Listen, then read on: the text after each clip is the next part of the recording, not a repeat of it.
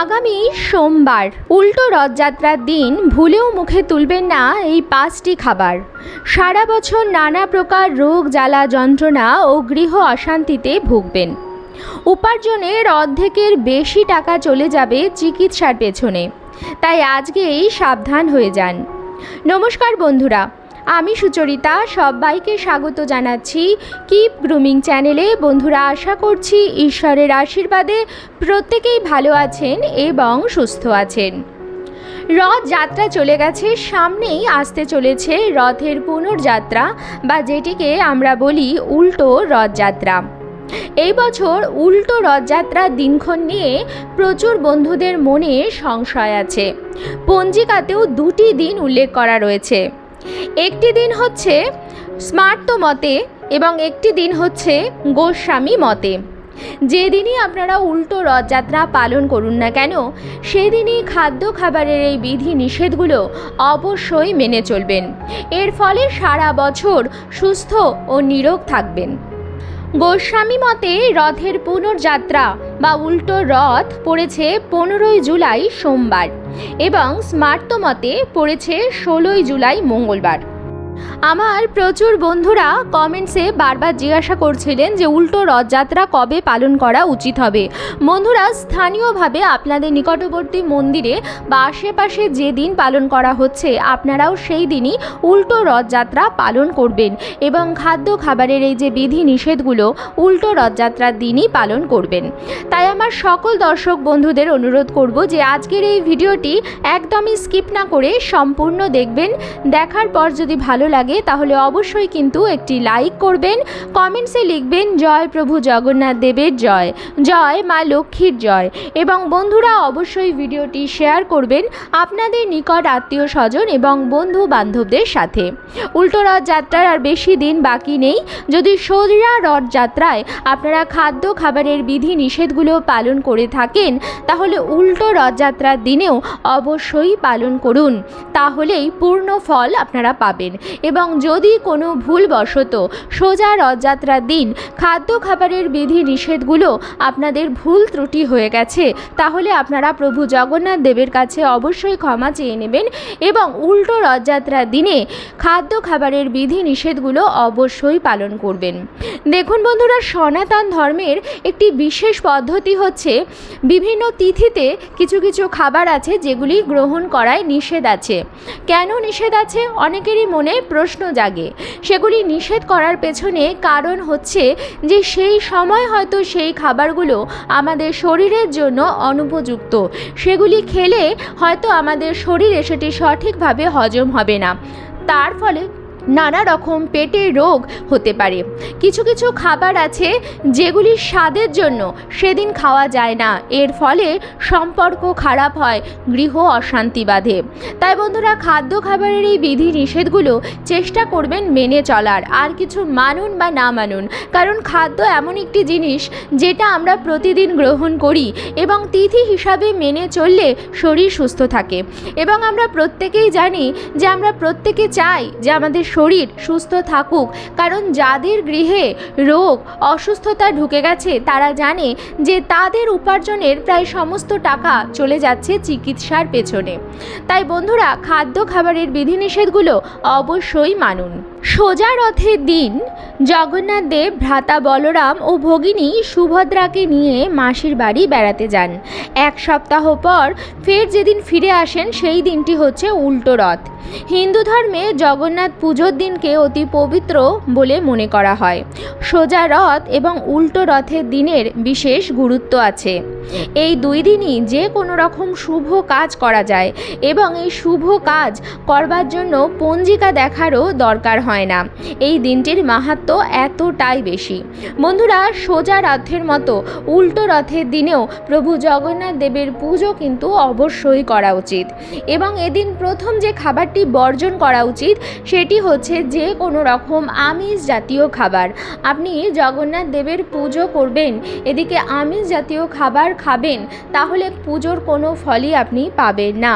তাই বন্ধুরা, উল্টো রথযাত্রার দিন ভুলেও মুখে তুলবেন না মাছ, মাংস, ডিম, পেঁয়াজ, রসুন ইত্যাদি আমিষ জাতীয় খাবার। এই দিন সাত্ত্বিক ও নিরামিষ আহারই গ্রহণ করুন এবং পুজো করা পর্যন্ত উপবাস রেখে পুজোর পর প্রভু শ্রী জগন্নাথ দেবের প্রসাদ খেয়ে তারপরে উপবাস ভঙ্গ করুন। এর ফলেই আপনারা জগন্নাথ পুজোর পূর্ণ ফল পাবেন। দ্বিতীয় যে খাবারটি খাবেন না সেটি হচ্ছে সবুজ বা লাল রঙের কোনো শাক, বিশেষ করে কলমি শাক রথযাত্রা এবং উল্টো রথের দিন খাওয়া নিষিদ্ধ থাকে। রথের দিন কলমি শাক খেলে জগন্নাথ দেব কুপিত হন, তাতে সংসারে অশান্তি নেমে আসে, আর্থিক অনটন শুরু হতে পারে। তাছাড়া আরও একটি শাক আছে যেটি হচ্ছে পুঁই শাক। পুঁই শাকটিও রথের এই 2 দিন খাওয়া উচিত নয়।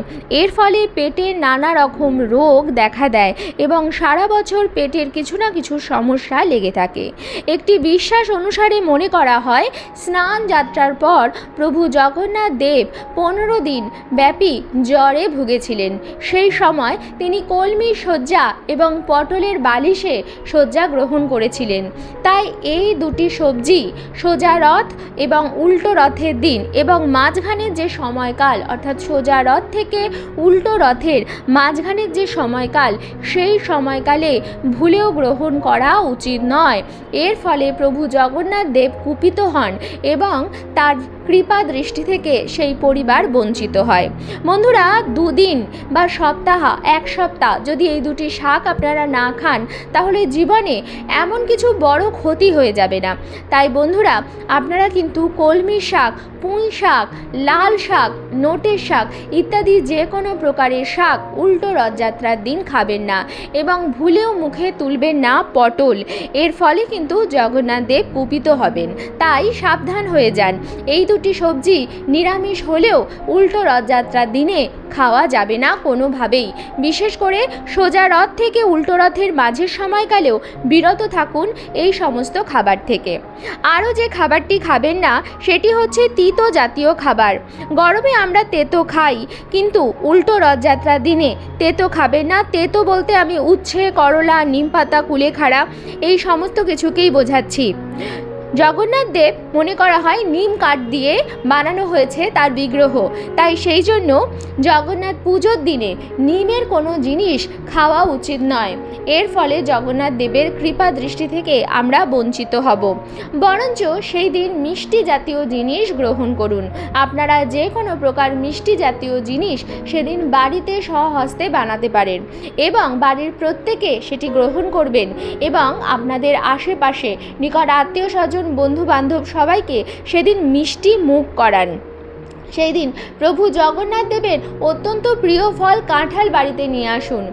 সোজা রথ এবং উল্টো রথযাত্রার দিন প্রভু জগন্নাথ দেবকে কাঁঠালের ভোগ দেওয়া এবং তারপর সেটি প্রসাদ হিসাবে গ্রহণ করা অত্যন্ত ভাগ্যের ব্যাপার।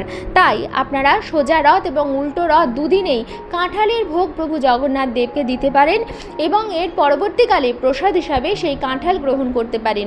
এর ফলে সুস্থ ও নিরোগ থাকবেন। কিন্তু ভুলেও তেতো জাতীয় জিনিস আপনারা গ্রহণ করবেন না।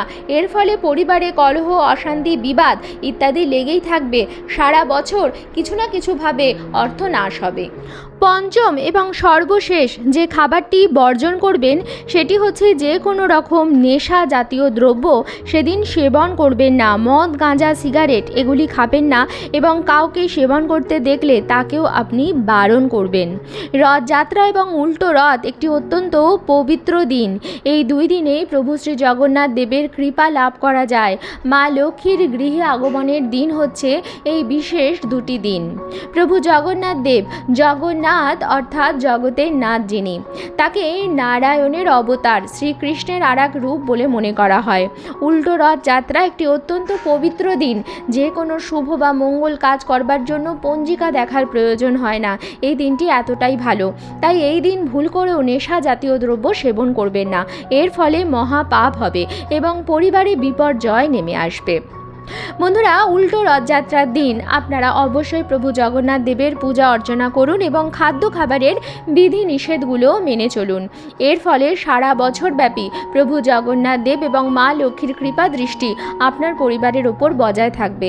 সুস্থ থাকবেন, নিরোগ থাকবেন, ধনধান্যে পরিপূর্ণ থাকবেন, অর্থ প্রাপ্তির যোগও তৈরি হবে। আজকের পর্বটি আমি এখানেই শেষ করছি। আশা করছি আজকের ভিডিওটি আপনাদের ভালো লাগলো এবং একটু হলেও উপকারে লাগলো। ভিডিওটি ভালো লাগলে অবশ্যই কিন্তু লাইক, কমেন্টস এবং শেয়ার করবেন বন্ধুরা। আর যদি চ্যানেলে নতুন হন তাহলে অবশ্যই চ্যানেলটিকে সাবস্ক্রাইব করে আমার সাথে থাকবেন। দেখা হবে কিপ গ্রুমিংয়ে নতুন আরও একটি পর্ব নিয়ে। সবাই খুব ভালো থাকবেন, সুস্থ থাকবেন।